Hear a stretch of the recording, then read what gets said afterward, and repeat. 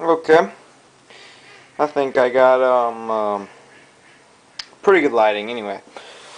I'm finally doing a new video. I want to show something else I just got for Christmas, and that would be a lathe right here. This is our workshop right here, and here's my lathe.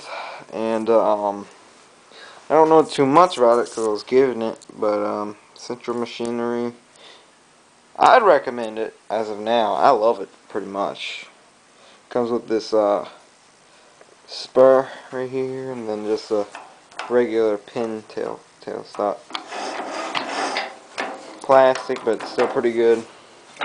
Um, really heavy. Don't even need to bolt it to the ground unless I'd start spinning bigger stuff. But if you're interested in this thing, it could help.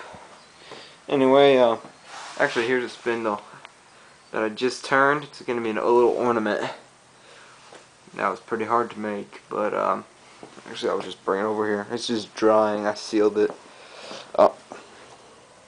And then this is just solder that and then I twist tied this together so that it's holding it up. Okay, anyway, so here it is. First, right off the bat, pretty much the main and only problem with it would be, which I haven't had any problem yet, would be the engine right here. It would be better if it was underneath it or like back here or something, but since it's right here, it kind of sucks in the dust and whatnot. That's okay. Hasn't done anything yet, and I don't know if I can spin as big things because of that either. But the whole thing, I just gotta pull on this right here and spin it literally 180 degrees so that the headstock's pointing this way. Anyways, so I could do big stuff. Then there's an extension. Okay, that's not this part of my video though. Anyways, here's just some things I've been making. First would be my mallet. I'm pretty proud of this. Built it my first day I used it.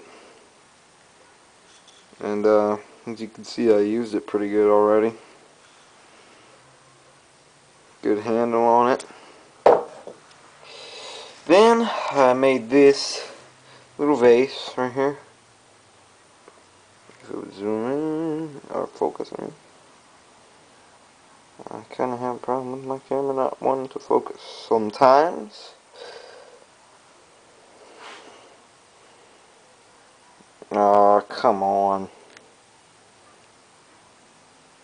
Okay, I think it's focusing a little. There's that. There's a little knot right there. You shouldn't turn knotted wood, but it was just a practice piece. And I drilled out the inside, and then I sealed it. Then after that, I made this little dish right here. That came out pretty nice. You can do all types of little stuff with that. I made this ring, whoops, oopsies. Go. This is made out of ebony. And, it's split apart. I made this tapered, dowel to put the ring on, and it splits the rings. And then I made these two little ornaments or something, two little calls, little duck calls. This could be a Canadian goose call, that can be a duck call. I made those. And then this right here, I'm going to put two hooks in that, and that's going to be a fishing lure. I'm going to paint it green and stuff, and put two eyes on the side. Handmade fishing lure. Been wanting to do that. Then this right here, I was making a vase, and then the pretty part on it right here, that was it had a really nice edge to it, whatever, and it kind of split open, and I just cut it off, and I don't know what I'm gonna do with that. Okay, and then the best thing I made so far It's my spindle ornament.